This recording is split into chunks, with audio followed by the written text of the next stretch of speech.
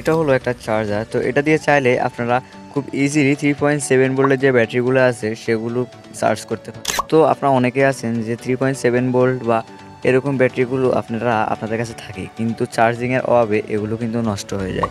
তো চলুন আজকে আমি আপনাদের দেখাবো কিভাবে আপনারা এটা চার্জ করবেন। তো সেটা চার্জ করার জন্য সর্বপ্রথম আপনারা এরকম একটা চার্জার কিনে নেবেন অনলাইন বা অফলাইন থেকে।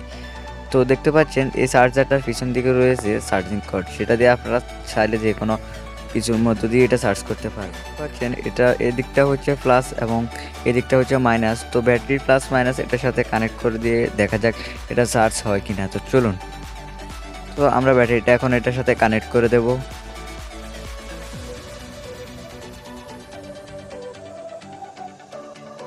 সো গাইস, কানেক্ট করার সাথে দেখতে পাচ্ছেন এখানে কিন্তু একটা এলইডি শো হচ্ছে।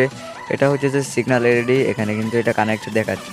তো চলুন এটা আমরা এবার কারেন্টের সাথে লাগিয়ে দেখি যে এটা সত্যি সত্যি চার্জ হয় বা কতক্ষণ লাগে এটা চার্জ হতে। তো দেখতে পাচ্ছেন আমরা এটা কিন্তু এখন কারেন্টের বোর্ডের সাথে কানেক্ট করে দিয়েছি এবং আমরা এখন সুইচটা দিয়ে দেবো যে এটা হচ্ছে কিনা দেখি। সো গাইস, দেখতে পাচ্ছেন এটা কিন্তু লাল এলইডি শো হচ্ছে, তো এর মানে হচ্ছে চার্জ হচ্ছে। তো কতক্ষণ লাগে সেটা আমরা জানি না, তো কিছুক্ষণ পর দেখা হচ্ছে, দেখি কতক্ষণ লাগে এটা চার্জ হতে। 10 hours later. সো গাইস, এটা চার্জ হতে মোটামুটি 30 মিনিটের মতো সময় লাগে।